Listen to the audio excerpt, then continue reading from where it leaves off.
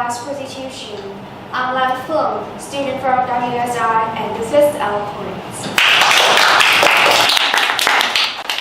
This program was provided by Woodstock Institution. Thank you. Now, for this episode, we are talking about sex as a commodity, of course. Many governments introduce policies in favor of decriminalizing the global sex trade, which has some of its own members quite upset. Now, opponents say keeping prostitution a crime is an important statement against trade that inherently exploits. Supporters, on the other hand, say the oldest profession isn't going anywhere, and it is better to focus on keeping the sex workers safe and reducing the rates of disease like HIV. So, today we're asking, should we legalize prostitution? Let's meet our debaters. Now, over here, we've got the against team. We've got Linh Nhi, good to see you, and joined by Quỳnh Mai and Quần. Welcome to three of you. So, I'm going to start with the three of you and ask you in the next 30 seconds, give me your top 3 points. So, when you look at the prostitution worldwide, 75% of the women that participate in prostitution are between the age of 13 to 25, which makes it intrinsically exploited. The empowered sex is an exception. This is really not the case for most people in the field and for the majority. It is not the voluntary exercise.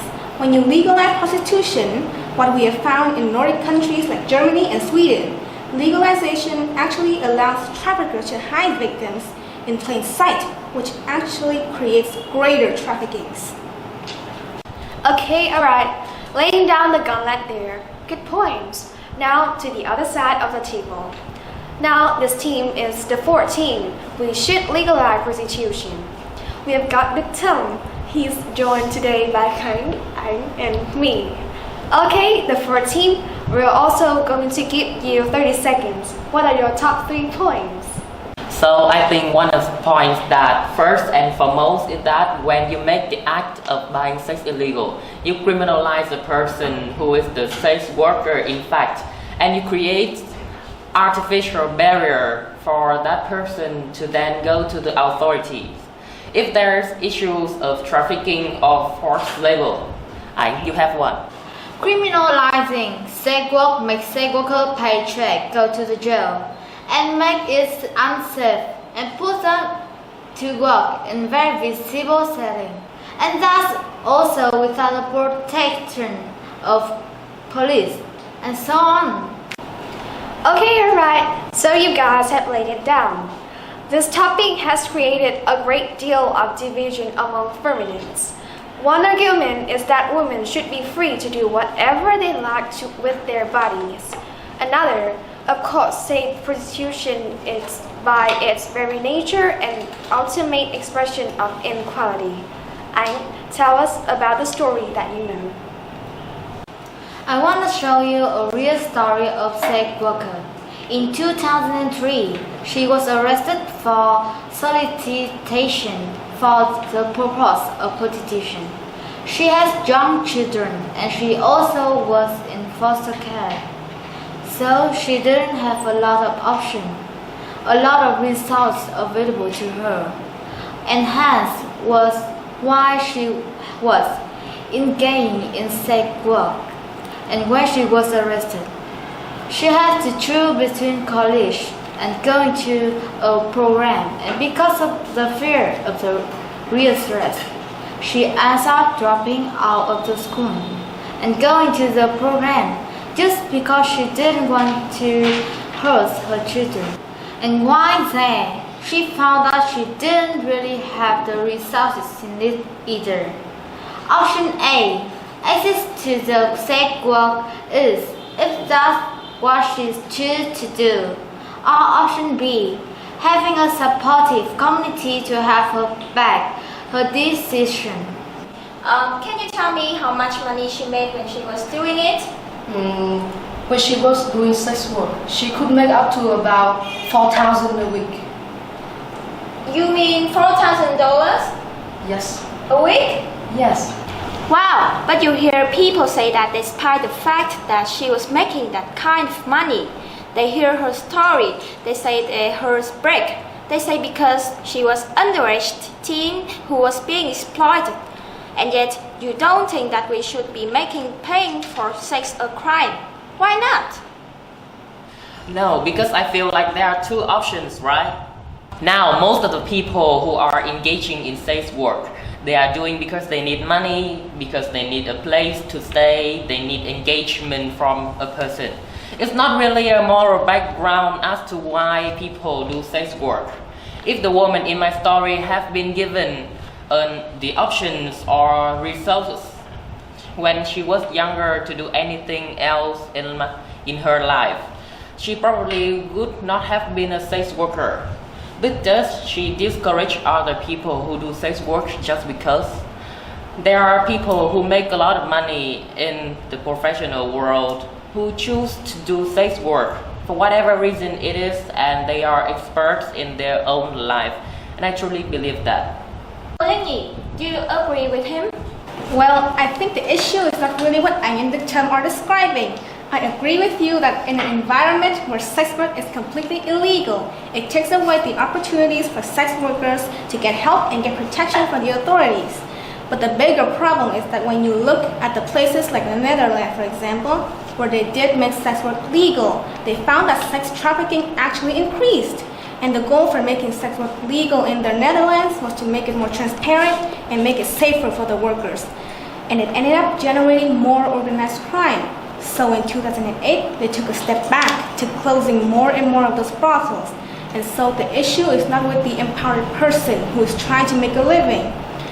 For me, the issue is really with the fact that the vast majority of people in this situation don't want to be there.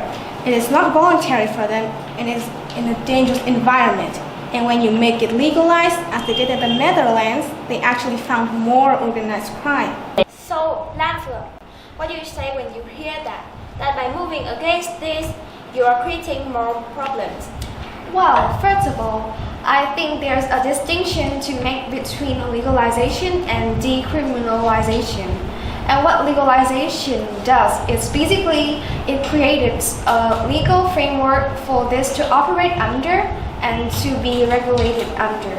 Kind of like that what happens in Nevada right now is strictly regulated. You call that legalization? Yes, and decriminalization is essentially taking the criminal justice element out of it entirely. Anybody can use Craigslist to do what they want to do? Yes, precisely. And what that does is, if you are participating in this kind of work, you don't have to have the fear of being arrested and going to jail and being jailed for a long period of time if you are caught. Now, what if you get pushed back on it? What if someone says, I hear you, theoretically that's true, but in real life, what ends up happening in the drama, the rapes of sex workers, the drug addiction, all those sorts of things tend to follow it, and there's no way to separate those two together. And you want to call it legalization, that's criminalization. What have you? That those things are going to get tied together. So I think a lot of the same arguments parallel what's going on in the drug legalization or decriminalization conversation. You know, we don't have cartel murdering people and kidnapping people over cases of alcohol. It just doesn't happen. You have it when there's this big underworld that's kind of forced underground, and people do the drastic things at the gunpoint or at the threat of having their freedom taken away for a long period of time. I mean, it created a situation where the violence is that much more likely. It created a more volatile situation than it would be otherwise. Alright, Mike, I want you to jump in because you bring in a whole different approach to this. Tell me your thoughts on the question. Should paying for sex be a crime? Well, I think the situation you described is really a sad one. And there are a lot of people who are in a lot of tough situations. And I think as a society, though, we should ask ourselves, do we think people in those kind of tough situations should have to sell their bodies in order to feed their kids or to pay for other things? Now, of course, feeding your kids is just one, it's a concrete need, right? And we should look at that. And I think as a society, we want to say you should have to sell your body in order to make that happen. I suppose.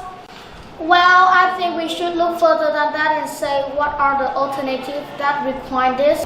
I want to push back on that for one moment, and the reason being is because of we say this stuff like women shouldn't have to sell their bodies and thus they are victims. But we are not asking the people who are actually in those situations what they actually feel. And if they are being asked, is it in a safe environment? People take sex to be this whole wonderland fantasy things where it is all about love and peace. It is just an interaction between one person and another, that's it. If we come down and say no, it's going to be perfectly fine to buy sex. We are saying something about sex. We are saying that a commodity. You can buy it and sell it. It doesn't have any deep significance for us. It doesn't have to be connected to love and care and affection, that we can separate it from that. And I think as a society, that's a challenging to look at. So jumping on it, kind. Treated, assaulted. Those things happen whether someone is a sex worker or not. It happened to trans women, normal women, black, white, or yellow women. This is an issue that happens to people who are not only sex workers. Let's think about the woman in the net general. How many times does that happen to a woman who just walking on the streets? Some of my friends had harassed every day. Mai, I want you to jump in here for a moment talk because there is a reason why you are saying that sex could be intimate, important, part of a larger thing. Say more, go deeper on that because you do hear some skepticism in this modern society and you do come across a little bit as a throwback. Well, I mean, the issue is not gay marriage, it's not who doing what with who. The issue is about buying rights, and the issue is about as prostitution is done in every country in the world. It's about minors and it's about people that are in a situation where it's not just, two free, fully mature adults able to freely consent with no economic constraints, forcing them into it with safety at home and they can flee to, so they can really get full consent. A lot of people, as you have described, in this situation are not capable of giving this kind of consent that you want to give. That's a perfect point for us to transition for a moment.